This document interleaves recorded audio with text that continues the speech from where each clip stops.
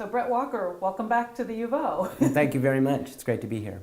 We want to hear just a little bit about your career path and how did you get where you are today? And the route that you took to where you are today, is that the route that you expected to take?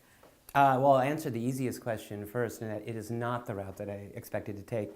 Even though I was born in Montana and raised as a young man on a farm there, I went to junior high school and high school in the Portland area, and am very much a product of the Oregon public education system. So I received my master's degree from Portland State University when I was working up there, and then from Portland State came to the University of Oregon in the history department. I came in 1993. Around that year, the university had hired two very good Japanese historians. People had told me that I might consider the University of Oregon as a possible place to go to graduate school. I wanted to stay in the state, and so I came down here. And it was one of the best decisions I made in my life, and I mean that.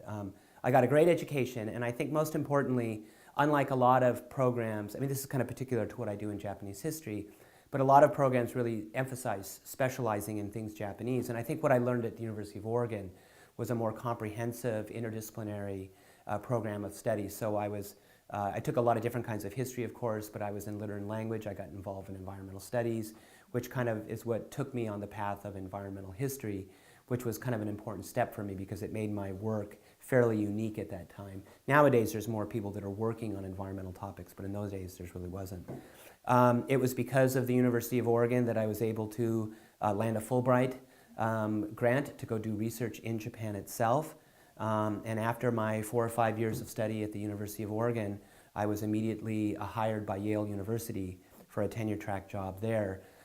Which was important for me because I did come out of a public school system completely, and I think that there was a lot of sense that you kind of had to have some Ivy League pedigree in those days to be viewed as legitimate. So getting the job at Yale was an important step for me, but I attribute all of that to the education I had at the University of Oregon. When I entered the U of O, to be quite frank, I was very much a babe in the woods. I didn't know much about academia. I frankly didn't even know if teaching history was exactly what it was that I wanted to do, and I think it was here that I discovered that it was. I discovered how to do it well, and I think that prepared me for the job at Yale. Since that time, I left Yale for personal reasons to go back to Montana, where I teach at Montana State University in Bozeman. I've now been there for about 19 years, and since that time have published 5 books on my own, 7 if you include edited volumes. I've received Guggenheim Fellowships. I'm currently a Regents professor, so I think I've had all the professional advancements one could possibly ask for. But again, that's got to start somewhere, and it started right here on this campus. Very cool. Great. So tell us about your job now. Give us a day in the life of Brett. My job now has been, I've gone through a lot of different sort of changes in what I did. I was a department chair for 5 years, and so dabbled in administration. I recently held the Reischauer Professorship at Harvard, so I was teaching there for a year. I've done a lot of different things, but right now I've kind of settled in Bozeman and basically am teaching a couple of courses a semester. It's a research university, so we spend as much time doing research as we do teaching. I teach in my area of specialty, which anymore has transitioned a little bit from environmental history to as much military history. So I'm teaching a course on World War II with a particular interest on how the environment and science affected the war. And I'm teaching a course on graduate studies, in particular historical methodologies. And I've just finished a book, so I'm only now just kind of launching a second project. But I am pretty involved with university politics. I was just elected chair of Faculty Senate, so I'll be kind of a liaison between the faculty on campus and the administration, hoping to continue the good work that they're doing. So I have quite a few graduate students of my own, though because my area is in Japanese history, I end up being sort of on the committee, but not necessarily chairing the committees. But I enjoy living in Bozeman. I enjoy continuing up with my research. I very much enjoy coming back to places like Eugene and talking about my research with old friends. And so that's kind of a day in the life of Brett Walker. It's pretty nice right now. That sounds good. Yeah. So what are some current events or recent changes in today's society that have had an impact on your job or your work? and what are some changes or new challenges that you've faced? Well, I would say there's been some personal sort of roadblocks that I've had that I'm going to talk about tonight in my talk. I was diagnosed with a pretty serious illness in 2010 that required a kind of pretty substantial reevaluation of what I was doing and have you. But I've managed to get things back on track, I presume, with that. I would say in terms of what I do in the classroom and how I teach students, in terms of current affairs, I mean, it's, of course, probably the biggest thing is when you're studying history or empirically based generation of knowledge about the past in order to inform the present. It's hard to avoid with students conversations about truth, about truth decay in our society, about the role of history in our society. Obviously, the past 10 years have seen dramatic decline in funding and interest in the humanities in our country. The history departments have faced declining enrollments as students are strongly encouraged, to get involved with STEM disciplines because of the utopian promise of better jobs and pay, even though the data doesn't seem to really bear that out much. Not to say those are bad things, but I've always viewed the university as a holistic place where students need to be exposed to lots of different ways of knowing, the humanities being a very important one. So the battles that I've been fighting are to keep universities focused on the humanities enough to know that the best doctors in our societies, the best engineers in our societies are the people that are trained also in the humanities, in ethics. They have a more broad-ranging view of the world. And so teaching that and teaching the importance of the integrity of truth in our society. I mean, I think if you look at the national political scene right now, that these discussions of truth and accusations of fake news and that kind of thing have sort of confused the issue of what constitutes actionable data in our world. And I think universities have been a little light-footed in terms of teaching young people citizenship, how to evaluate facts, how to participate in a society that demands their participation. We live in a democratic republic, and it is incumbent on all of us to be active participants of it. And I think we've come from a generation, possibly we did, of taking that for granted a little bit, that everybody appreciated that. But you see data coming out from recent polls that says that millennials, for example, value employment more than they do democratic participation in government, and it's a little alarming. And so so for me, it's trying to re-engage the students with some of those pressing political issues, because it's impossible to teach history, particularly if you're teaching something like World War II. It's impossible to teach that history and not engage some of these larger social questions. So I would have to say it's about continuing to press my colleagues at the university about the importance of the humanities and history, about the importance of a holistic liberal arts education for the informed individual, and doing that in a way that still, of course, values the importance of STEM and everything else on our campuses. Right. I know one of the history professors here at the U of O was commenting recently about that statistic. I think that only 59% of Americans knew what Auschwitz was, and commenting was that a success or a failure? That maybe that was actually a success. Yeah. That at this date to have that. Yeah. No, it's true. So I mean, it's amazing, right? I mean, oftentimes I think we forget that when we get students at the university, oftentimes we kind of take for granted what it is that has happened to them prior to them arriving here. And I don't think we can do that anymore, I think. I would say if they don't know what Auschwitz is, that's a failure. Okay. All right. So how did attending the U of O for graduate school affect your career path? Or maybe it didn't. How did attending what, University of Oregon? Yeah, for graduate school. You mentioned a little bit about the Yeah, I mean, I was able to work with, there was a couple of things that was good. The history department was configured in a way where I was in a cohort of graduate students that were working on a variety of topics, and I was constantly in that mix all the time. So I had colleagues who were working on American history topics, European history topics, and it sounds like, it sounds not important, but it is that I was not, sort of marginalized in some Japan studies crew where all I was doing was talking about issues that were specific to Japan. I was invited to be in a conversation with people that were working on any number of topics, and that was a pretty important part of it. I think that I was able to get a very individualized attention here that, I'm not sure exactly the size of the history department now, but in those days there wasn't a lot of graduate students around. And so I had pretty open access to talk to a lot of different professors. At times I developed good relationships with Jim Moore, who kind of introduced me to the history of medicine and science. It's a lifelong interest of mine now. In fact, Jim and I have gone on fishing trips together and things. So, you know, it was actually not just building friendship, mentors, but friends and friendships that have lasted me over the years. So I really liked it. And I had, frankly, the resources I need. You know, one of the things for someone like myself that's involved in Japanese history is that it wasn't enough that I just have access to history, but I had to have access to advanced language study. I had to have a library that had Japanese language books in it. I had to have opportunities to apply for grants and things that could bring me to Japan. I had to have a history department that was flexible on that kind of stuff. And I had those language courses. I had that library access. So, you know, in terms of the sort of sophistication of the university in general, able to train somebody in Japanese history at that time, I had that here, which was, I think, pretty remarkable. Yeah. So you mentioned Jim Moore. Which faculty at the U of O had the biggest effect on your experience here, and how did they, you know, in what way did they? You know, for me, it was my primary advisor, Jeff Haynes, had just come from the University of Illinois at that time, and he's a remarkable teacher. So I'm not sure if that's what his reputation is to this day, but he's a remarkable teacher.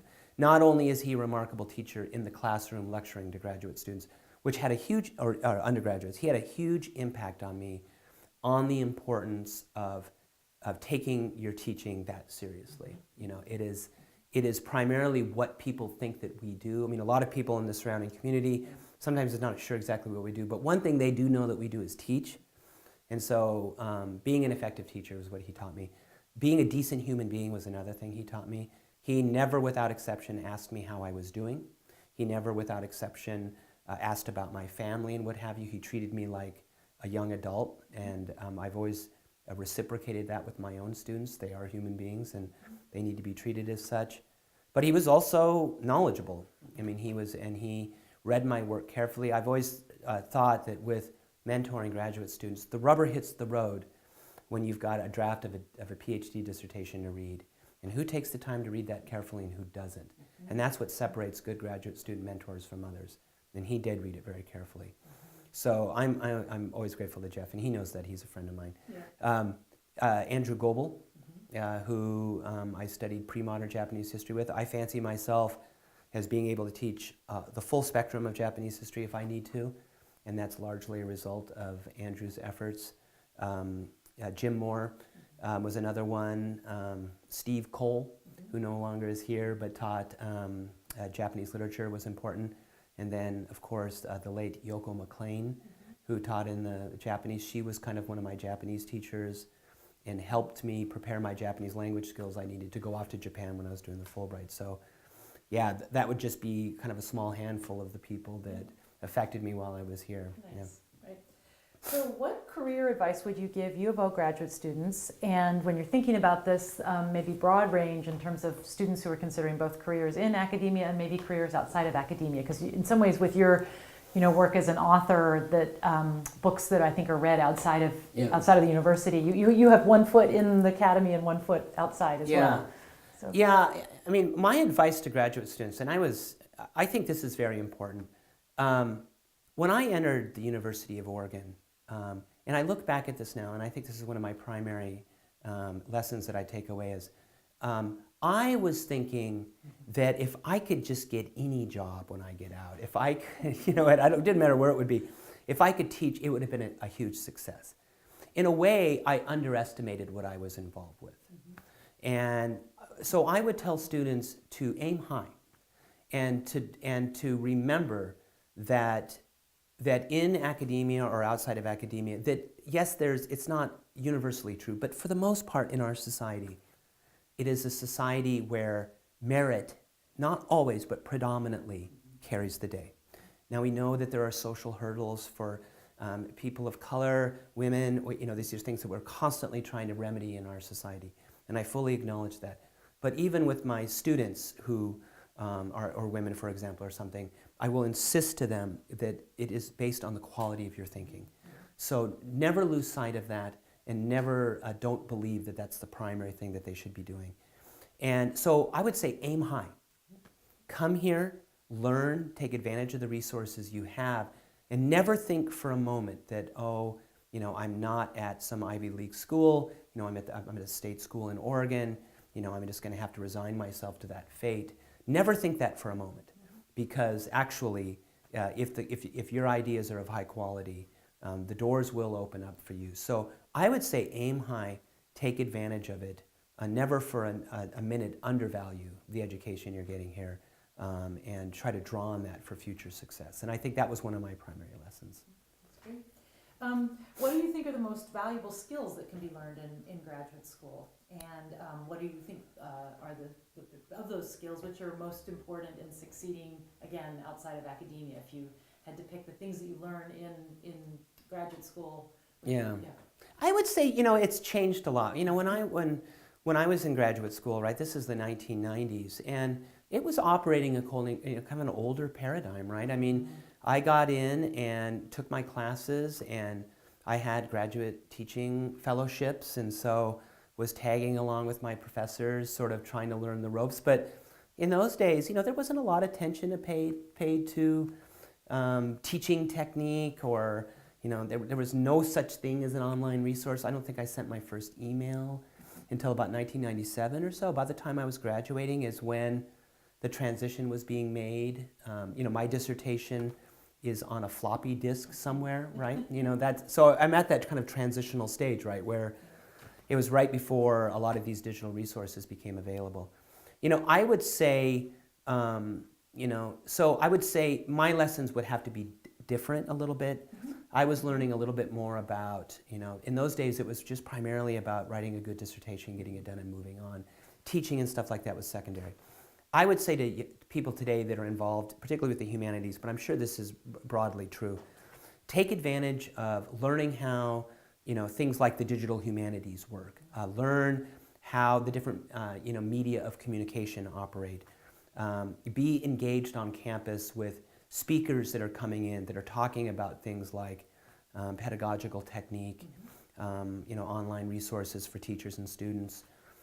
Where are some of the newest trends in this stuff? Be informed about, because I think what's happened now at places like the University of Oregon or Montana State or something is there's as much happening outside your program and outside your department as there is inside of it. And you have to be a little bit more entrepreneurial in terms of seeking that stuff out. So what is the graduate school up to? What sort of speakers are they bringing in? What sort of specialists they have coming in talking about career placement issues or something like that. You should be going to that stuff. Yeah, thank you for that plug. Yeah. Well, I mean, I didn't pay you for that, but thank you. Well, no, but I mean, that's something I've learned, right? It's taken a while because, in those days you really didn't have to do that. I mean, I think the job market was better. It was more clear cut about what you had to do, and the job market was more. It was sort of clearly defined what it was that college professors did, and I think, that job description has changed a little bit. Right. Yeah. Great. Okay, so what are some of your favorite memories of being at the U of O and being in Eugene? I have very fond memories of being in Eugene. We lived in married student housing, and I used to love to feed the nutria dog food, which infuriated all the other students that were living around us, but I'm very compassionate about animals, so I thought that was a good thing to do. But I used to love to ride my bike to campus all the time. I enjoyed in those days, having grown up in Oregon, I very much appreciated the more hippie scene in Eugene and the kind of quirkiness of the campus and what have you. I went and saw U2 in Autzen Stadium, which was kind of a high point of my... I was there. Yeah, that was... So I very much enjoyed that experience. But it was funny. I was here at a point in my life where I was almost to a fault focused on graduate school. I was, in a weird way, didn't allow myself to be distracted by some of the interesting things that Eugene had to offer. And it's not to say that I didn't enjoy myself when I was here, but I kind of would not allow myself to get settled. I knew that my time here was temporary, my funding was limited, I needed to get out and move on. But, so mainly my good memories, that I kind of reflect back, a lot of it just has to do with the people I met at the university, the kindness. I spent a lot of time at professors' homes. I would go to Steve Cole's home or Jeff Haynes, and I would be with a small cohort of graduate students, and we would talk about stuff. And, I look back at that sort of developing those relationships with people that have been lasting probably is my high point, though it's not to say that the U2 concert wasn't awesome. Right. That was a good concert. So another one too, like how has Eugene and how has the UO campus changed? What are some of the notable things when you come back and you're like, wow, that's changed? Yeah, it's very, it seems more updated. There seems to be a lot of construction, a lot of life, and there's seems to be more students. There seems to be a lot of action on campus. The town itself seems, that there's clearly a lot of growth. There's more condominium complexes, and everything looks very glassy and very shiny and very nice. And when I was here, the Ducks, the football program, I think they played in the Rose Bowl against Penn State, and Penn State scored a touchdown on the opening drive, and they proceeded to lose that Rose Bowl. But that was kind of in the beginning of the new era where they became this kind of football powerhouse. So I wasn't really here at a time. In those days, if you were a Duck or a Beaver fan, you were sort of a Pac-10 laughing stock. No one took those programs seriously, right? So in a way, I'm sort of grateful because I am a football fan and I watch the Ducks regularly. And I think it would have been distracting had I been here when they were any good. But that was kind of the beginning of the rise of it. So clearly there's much more attention to the athletic programs here now. There's a lot more advertisement related to it. There's a lot more, the bookstore has a preponderance of things that are associated with it. And, and I think that's good and bad. I hope the university keeps its eye on academic affairs, but I understand that football is important for alumni relations. And I was a student athlete myself as an undergraduate, and so I've always. What was your sport? I was an NCAA alpine ski racer. Oh, wow. Yeah. So I kind of appreciate the need for that and like it. But the campus seems lively. There's stuff going on. The history department has since moved into, I think, what is clearly a nicer building. And so if anything, it seems to be healthy, vibrant, and frankly, I'm a little jealous. Great. Anything else you want to tell us about your experiences or looking forward, either way? No, it's interesting, right? I very much consider myself to be in the probably the fourth quarter, frankly, of my career, and I fully expect that I'm not going to, like you were mentioning, that I do enjoy writing, and I would like to find a way to continue to teach for another 10 years or so, and then possibly start moving into just doing more full-time writing and thinking in that way. So I've had opportunities, interesting, to do a lot of reflecting. And I was just up at Portland State doing this program review there, and I walked into a room, and it was the Frank West Memorial Room, and I thought, oh my God, he taught me European intellectual history, and he's since passed away. And I think you get into this interesting point in your life where you start to realize that it's important to reflect on the past, which is a little bit what my new book is about, is reflecting on the past and and how that past shapes who we are today.